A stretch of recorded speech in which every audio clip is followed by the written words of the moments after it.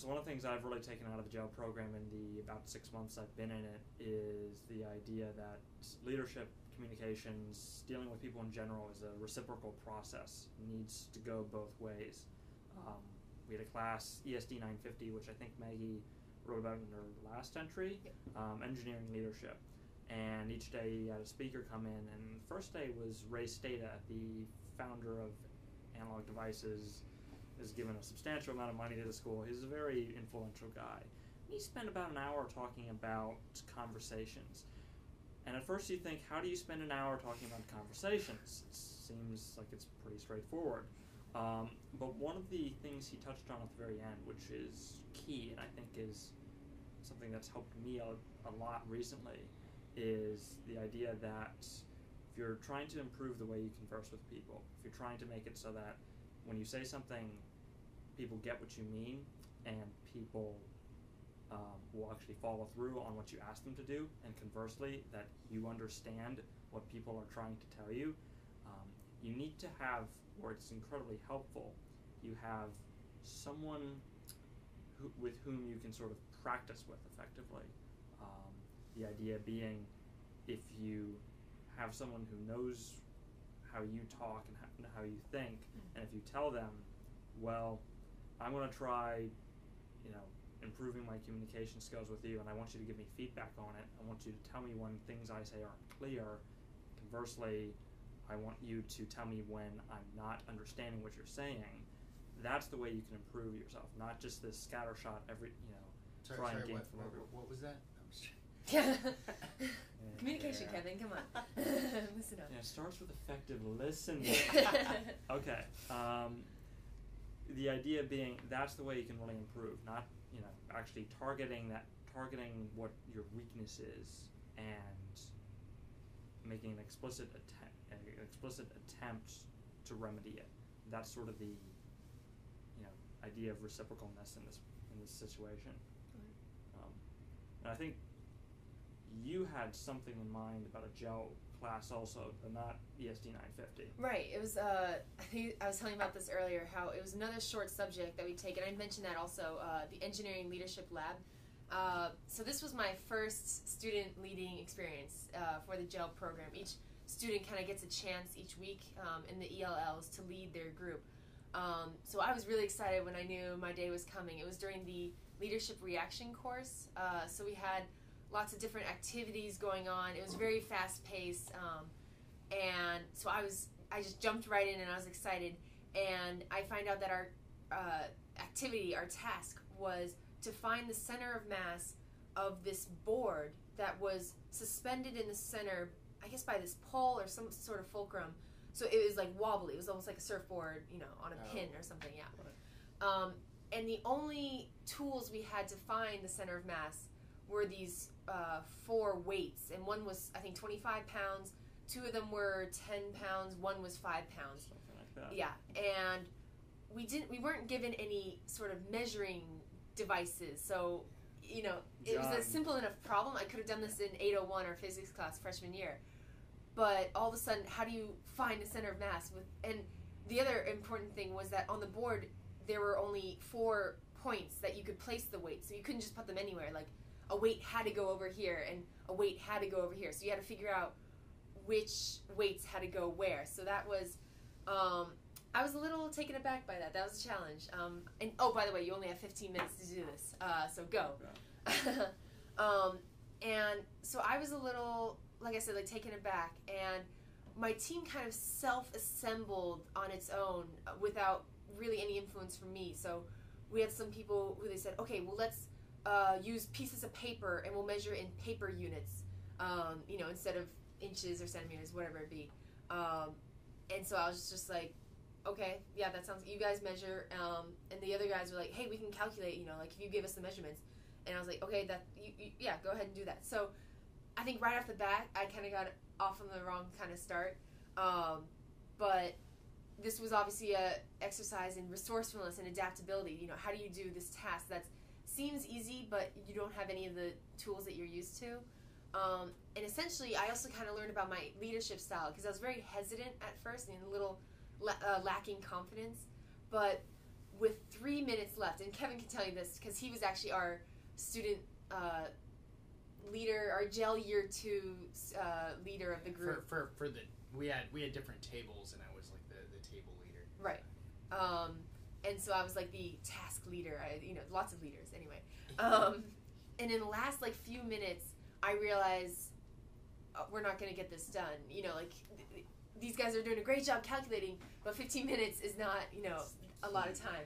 So I kind of just, I asked my team to just stop what they're doing, and I was like, guys, we have to wing it. Like, we have some calculations, so we have some sense, like, we knew the 25-pound had to go here, but we didn't know anything else about the other weights. I was like, guys, let's just eyeball it. Everyone okay with that? And they're like, yeah, sure, let's do it. And so, like, we all, like, lifted a weight over each of the discs, but we didn't touch it yet. And we were just like, okay, does that look like it'll balance? And we were like, maybe, and at the last minute, we're like, wait, let's switch those two. And I was like, okay, yeah, that makes sense. And so with, seconds counting down, we put them down, and it, like, wobbles, but it's like, is it gonna work? Is it gonna work? And then it just stops, and it's completely flat, and we did it. And, like, we were so happy. It was so exciting. So, I was kind of happy the fact that to come back from, this hesitant start to being more proactive and, like, let's just go for it. Let's just, like, do what we can. And whether it worked out in the end or not, I think I would have still learned a lot from that experience. But the fact that it did work was definitely a meaningful gel experience for me. That's awesome. And actually, I learned in some product design classes, that's actually the way a lot of actual just graphic design works. Okay. You actually look at something, and if it seems unstable, it will, like, really disconcert people. They'll be like, that picture doesn't look right. It's going to fall over. Yeah. So that's pretty cool. Something I really like what you were doing with resourcefulness and finding those sheets of paper and then being kind of proactive about that. Something that I had that was really interesting, kind of outside the gel program, but I felt like really tied into those things. We went through in that class engineering leadership about the definition of what a leader is and what they do, and it's kind of someone who engages in that. I have it written down here: reciprocal process to influence a group towards a common goal, and often change is involved. And so it's kind of interesting. I was working with some guys in the music club that are currently teaching free guitar lessons, which is awesome. We got like 100 applicants for IAP. No way, sweet. It's crazy. Congrats. Yeah. So that's cool. But I had seen these lockers, right, that were for free actually next to our class.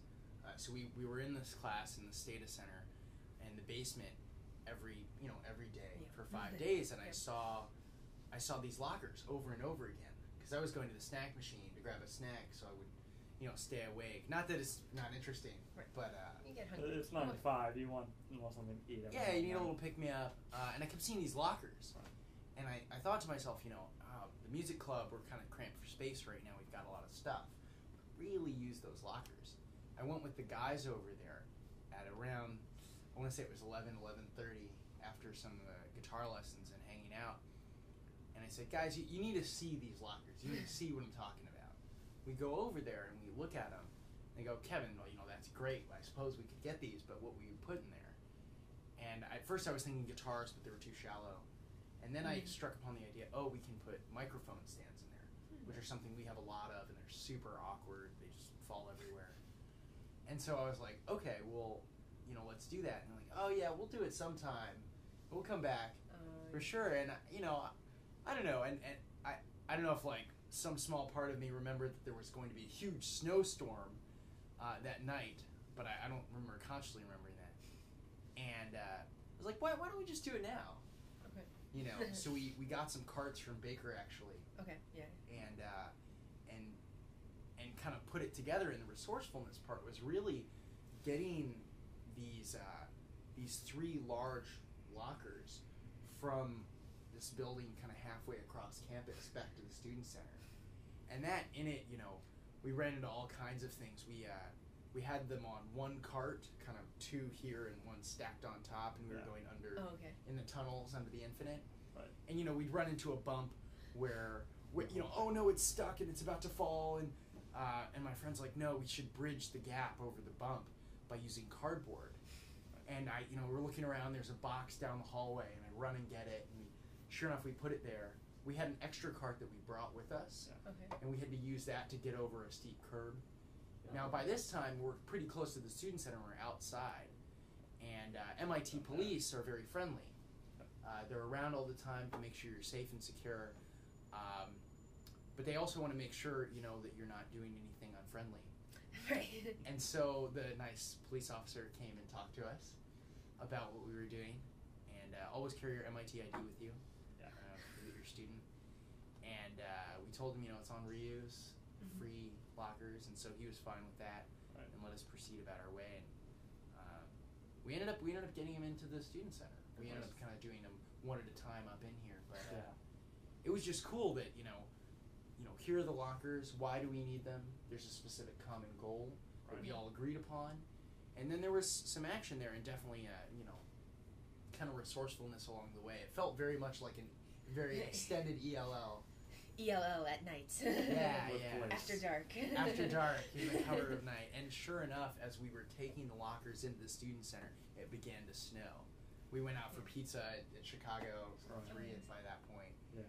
And we were walking back, and it was kind of almost blizzarding by that point. Yeah. So I was really glad that we got the lockers into the student center in time. So cool. Very good. That's a cool story. But yeah, so I guess the point kind of is that, gel stuff and this whole leadership at MIT stuff is really cool, whether you're, working in the classes or outside. Yeah. So. You can definitely apply a lot of what you learned. That's like all what MIT is about. Well, it's certainly what GEL is about. It's not all academic. If it is, they're doing something wrong. Right. But it's not, thankfully. Right.